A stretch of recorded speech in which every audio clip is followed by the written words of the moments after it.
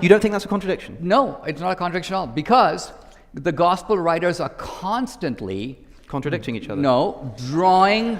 Hey guys, welcome back to the channel. Today I've stumbled across this debate between Alex O'Connor, also known as Cosmic Skeptic, and Dinesh D'Souza about whether the Bible is true, and what happens is absolutely wild. Alex methodically presents gospel contradictions, and Dinesh ends up contradicting himself in the most spectacular way while trying to defend biblical inerrancy. I'm talking about literally saying the gospels constantly contradict each other and then immediately denying contradictions exist within seconds. So make sure you watch until the end, because this gets more and more revealing as it goes on. And please comment down below where you're watching from. I really love to see people from all over the world connecting in here. Alright, now let's get into the video. Did it happen that way? And I would submit that what you have done, see, you're doing special pleadings. You could argue I'm doing special pleadings, but I would admit that the thrust of the Bible and the thrust of the story is in fact aimed at delivering a truth from revelation. That's fine. What you're trying to do is saying, all right, I can't contest that because that's outside the domain of reason, but what I'm going to do is I'm going to adopt sort of the nitpicking strategy, and because we got 4 accounts, I'm going to... Hold on, you're the one who brought that up. You're the one who said that I did. Women discovering and the I'm tomb. saying nothing you've said has even slightly refuted it. You don't think anything I just said refuted the idea that would be something you wouldn't expect from the gospel authors if it were invented?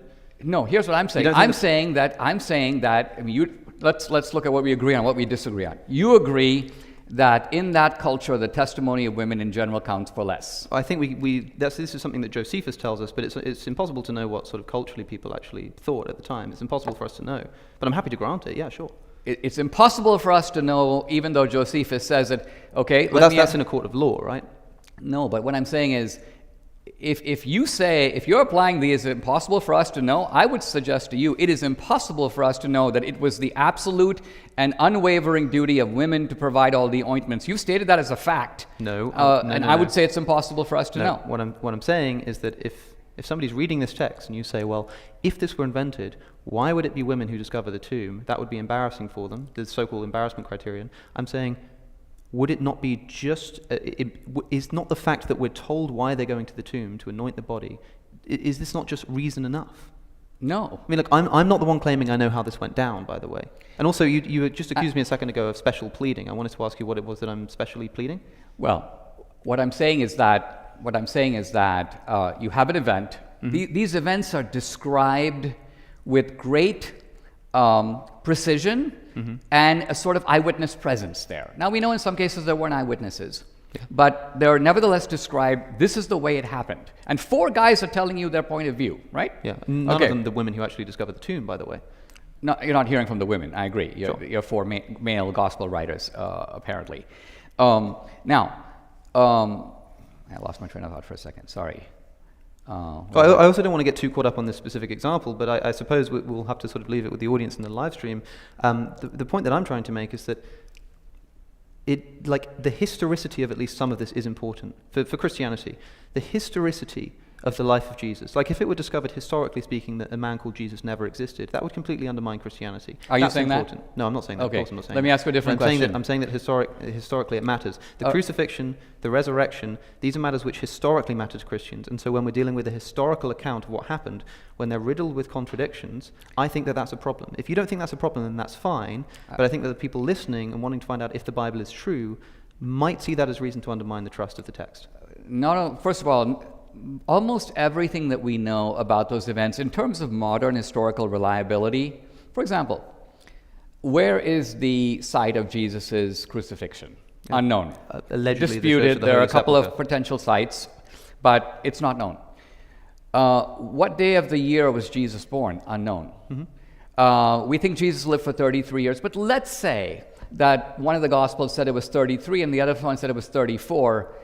Do you think that would actually refute Christianity? No. No, it would not. No. It would actually be quite understandable that you'd have 2 guys. And they would get that, and they'd be off on that, and this contradiction would be trivial because the issue is not whether Jesus lived for 33 or 34 years old. Right, the issue is something. That's a different kind. Because if you could tell me that the reason why they had specifically chosen those ages was to serve a theological point, knowing that they're willing to sort of adapt history in order to make a theological point. I wouldn't say that that point alone undermines Christianity. What I would say is that it undermines our trustworthiness in the Bible. I'm not saying that any one of these contradictions can tell us Christianity is false. Of course No, not. but I'm saying Firstly, the question is not if Christianity is true, it's whether the Bible is true. It may be the case that a man called Jesus came down to earth, rose from the dead. It's just that the gospel accounts get the details wrong, which mean that the Bible is not correct, but the story that the Bible tells is true. It means that Christianity is true, but the Bible is false.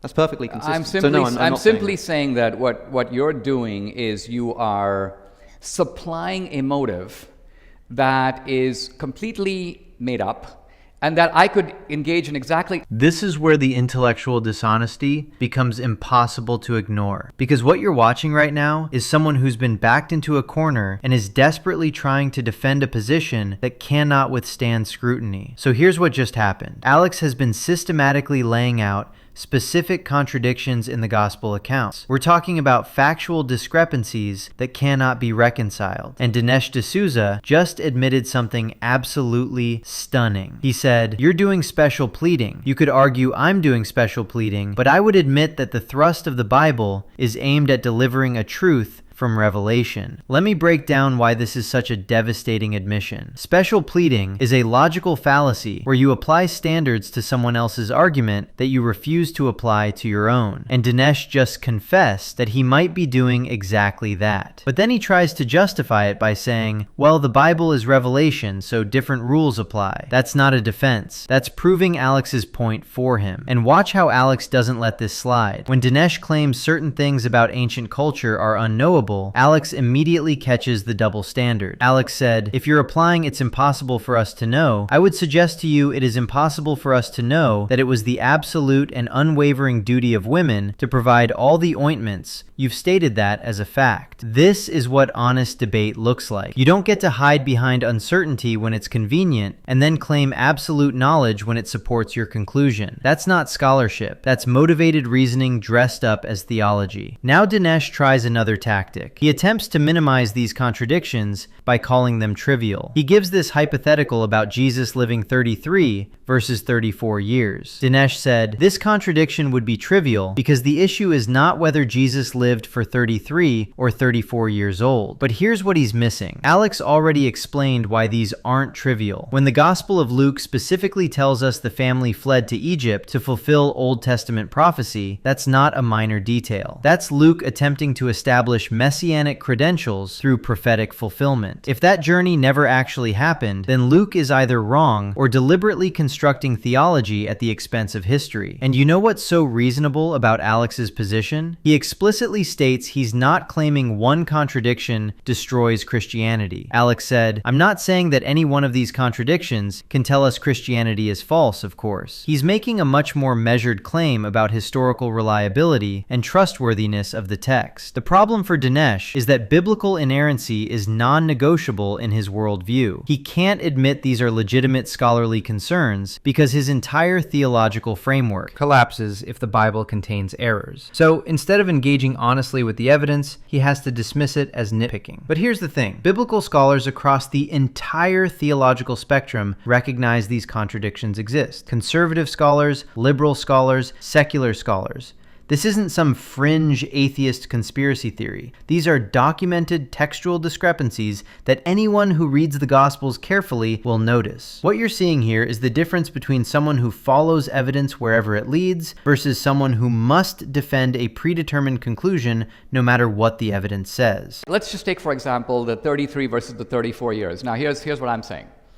If there was such a contradiction and I were being you, I would say, oh, the reason that Matthew said it was 33 is because 3 is the number of the Trinity. And so 33 has a certain theological resonance because 3 and 3 is 33. Hold on.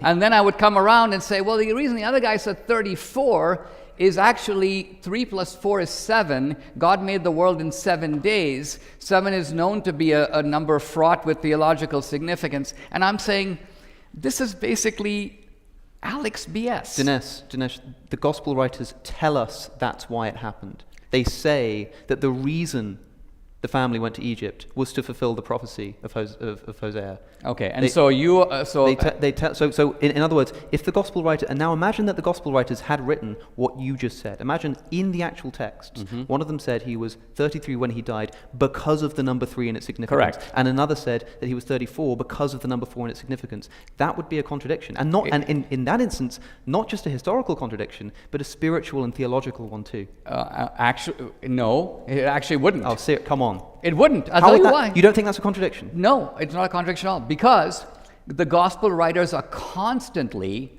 Contradicting each other? not contradicting each other.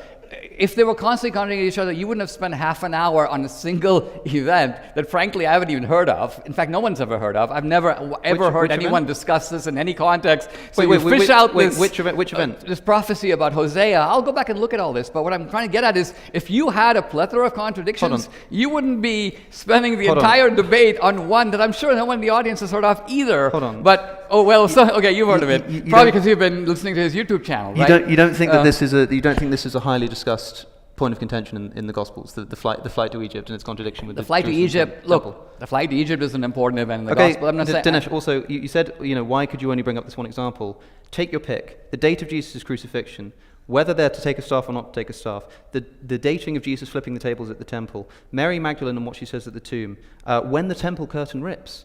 In the Gospel of Luke, it says that this happens before Jesus' death, and in the Gospels of Matthew and Mark, it says that it happens afterwards. We can go through any of these contradictions that you like, but the problem is that what you're going to tell me is that it's trivial, and then when I try to explain that it's not trivial, you say, oh, well, I haven't even heard of it, and no one else really cares about this, when other people do, by the way. This is a highly discussed point of contention in the Gospel. All I'm asking you to do is say that this is... when I mentioned the staff in my opening statement, and I said that whether or not they take a staff is a totally trivial contradiction, I'm not bothered by that. If I were a Christian, I would say, yeah, of course, because the texts are not going to perfectly accord. But for some reason, Augustine could not accept this, and so comes up with this ludicrous idea of a literal staff and a metaphorical staff that Jesus is talking about. If you were willing to just say, yes, this is a contradiction, but that doesn't upset the method of Christianity, I think it would be a much more defensible and respectable approach. But instead it seems that you're unwilling to admit that there's even a single contradiction in these. Okay, what you're about to see is genuinely one of the most spectacular self-destructions I have ever witnessed in a formal debate. You need to pay extremely close attention because this moment exposes everything. So Dinesh is getting increasingly frustrated. He's trying to argue that Alex is inventing motivations for why gospel writers included certain details. Dinesh said, this is basically Alex BS. But wait, Alex is literally citing what the gospel writers wrote. Luke explicitly states the Egypt journey fulfilled prophecy. That's not Alex making something up. That's Luke's own stated theological purpose. But now we get to the moment. Alex asks him directly about whether these gospel differences are contradictions. And Dinesh says this. You don't think that's a contradiction? No, it's not a contradiction at all, because the gospel writers are constantly contradicting each other. No, drawing, not contradicting each other. I need you to understand what just happened. Dinesh said the gospel writers are constantly contradicting each other, and then immediately said no, they're not contradicting each other. In the span of 5 seconds, he contradicted himself while arguing that contradictions don't exist. This is not me twisting his words. This is exactly what came out of his mouth. And it gets even more revealing. Dinesh then tries to dismiss everything by saying, if they were constantly contradicting each other, you wouldn't have spent half an hour on a single event that, frankly, I haven't even heard of. In fact, no one's ever heard of. I've never ever heard anyone discuss this in any context. This is absolutely wild to me. The contradiction between the flight to Egypt and the temple presentation is discussed extensively in biblical scholarship. Raymond Brown's work on the infancy narratives, which is literally the standard academic text, addresses this exact issue in detail. But Dinesh claims no one's ever heard of it? That tells you he's either unfamiliar with the scholarship or deliberately misrepresenting it. This is classic deflection. When you can't answer the substance, you attack the relevance. You claim the issue is obscure or unimportant, but Alex doesn't fall for it. He immediately lists multiple other contradictions. Alex said, take your pick. The date of Jesus' crucifixion, whether they're to take a staff or not to take a staff, the dating of Jesus flipping the tables at the temple, temple, Mary Magdalene and what she says at the tomb, these aren't obscure footnotes. These are major narrative events that don't align between gospel accounts. The crucifixion date difference isn't trivial because John places it on a different day for explicit theological reasons about Jesus being the Passover lamb. When the temple incident happened matters for understanding Jesus' ministry timeline. What Mary Magdalene said at the tomb affects our understanding of resurrection appearances. And here's what's so telling. Dinesh doesn't actually address any of these specific contradictions. He just keeps saying they're trivial or calling it nitpicking. But if you're confident in your position, you engage with specifics. You provide historical context, textual analysis, manuscript evidence. What you don't do is wave your hand and claim nobody cares. Alex even points out that Augustine, one of the most brilliant minds in church history, couldn't just ignore the staff contradiction. Augustine had to invent this elaborate explanation about literal versus metaphorical staffs. If these contradictions were truly trivial, why did one of Christianity's greatest theologians need such convoluted rationalization? I am saying that the texts are written from 4 different points of view. Do they contradict each other? And it is quite possible that on details, Matthew tells you things that are not in Mark or different than Mark. Different than Mark. Contradict Mark. Contradict Mark. Yes, contradict Mark. And so the point is, here's my point. You're acting, I mean, look at it this way. You would be scoring a point if you could say, God wrote 4 books and they contradict each other. Just like if you're able to say, Dinesh said this in the beginning of the debate and that at the end of the debate, Dinesh is contradicting himself. On the other hand, if we have 2 guys who are here today to go and write an account of this debate, right? And then we look at their accounts, which are authentic, first person, I was their accounts with a lot of detail. Yep. And one guy says, for example, the lights were dark. The other guy says the lights were dim. Or one guy says, for example, that Dinesh was sitting at a 45-degree angle. Another guy says it was a 50-degree angle. Yeah. But These are not. Now imagine. And then someone goes, Dinesh was sitting at a 43.5-degree angle because he thought this was a way of maximizing his rhetorical effectiveness with the audience. People would be like. Now imagine somebody said, Alex was wearing a blue jacket, and the reason he was wearing a blue jacket, someone said it's a blue jacket, someone else said it's a red jacket. Who cares? You're quite right. But if somebody said specifically, I know that the reason he was wearing a blue jacket was because there's an upcoming election in the UK that's just been announced, and he was trying to represent the Conservative Party. And somebody else said, I know that the reason he was wearing red, and in fact he told us himself that the reason he was wearing red is because he wanted to support Labour in the upcoming general election in his home country. Okay, perfect he would example. say, that is a contradiction and means that one of you wasn't paying close enough attention, not just to the colour of my jacket, but the very message that I was trying to get across. That could well be true, but what I'm getting at is we know, just from normal experience, that if the 2 of us are sitting in a cafe and we see an accident, these kinds of differences are normal. So let's just say, for example, here's God showing us a revelation, and the revelation can be whatever it is, and you and I write an account of it, and somebody finds that my account of it not only is different than yours, but let's just say, for example, I go, oh, Jesus was wearing a cloak. Another guy goes, he's wearing a robe. For anyone to actually think that this is, in fact, a refutation of the truth of the Bible is ludicrous. So anyway, in our format, we've agreed to do a flip, where you've been asking me questions now. Let me ask you something. If you've got something to ask. Let me turn around and ask you questions in a sort of what I think is a more fundamental mode, because it gets to what the Bible really is. Let's hear it. Do you think that the universe had a beginning? I don't know.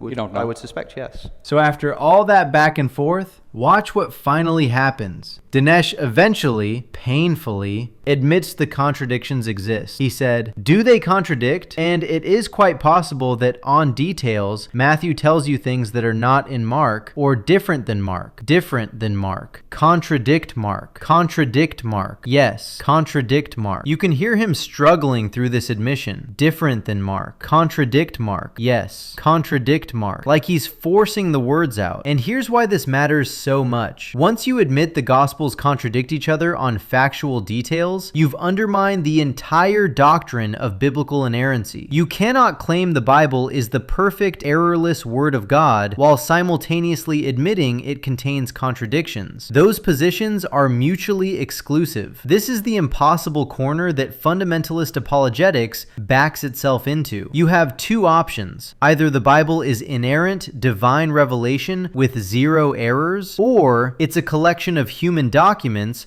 written from different perspectives with inevitable discrepancies. You have to choose. What you cannot do is claim both simultaneously and expect people to take you seriously. Then Dinesh does something that honestly feels desperate. He pivots to analogies about eyewitness testimony and different perspectives on their current debate. He's trying to normalize the contradictions by saying, yeah, people remember things differently. That's just how human memory works. But that completely sidesteps the theological issue. If these are divinely inspired texts, if God is guiding the authors, why would the Almighty allow factual errors in his message to humanity? So then Dinesh completely changes topics. He asks, do you think the universe had a beginning? And boom, we're suddenly talking about cosmology instead of gospel contradictions. This is textbook debate strategy when you're losing ground. Change the subject and hope nobody notices you never actually resolved the previous objections. Now, here's an important historical note. The cosmological argument that Dinesh is pivoting to has been debated by philosophers for literally centuries. Thomas Aquinas formulated versions of it in the 13th century. David Hume critiqued it in the 18th century. It's not some new, devastating argument for God's existence. And even if we granted that the universe had a beginning, that doesn't validate biblical inerrancy. That doesn't resolve gospel contradictions. That doesn't explain why Genesis has Earth created before the sun, which contradicts everything we know about planetary formation. Look, here's the fundamental issue. If your holy book makes factual claims about history, cosmology, and events, those claims are subject to investigation. When they don't hold up to scrutiny, you have limited options. You can admit the text is culturally conditioned and fallible, you can engage honestly with criticism and provide evidence, or you can do what happened here. Deflect, minimize, change subjects, and claim the questions themselves are illegitimate. What you witnessed wasn't a successful defense of biblical truth. It was a demonstration of how difficult maintaining biblical inerrancy becomes when confronted with the actual text and honest scholarship. The contradictions exist, they're documented, they're studied, and no amount of deflection changes that reality. So what do you guys think of this? Leave your thoughts down in the comments. Please like and subscribe, and I will see you in the next video.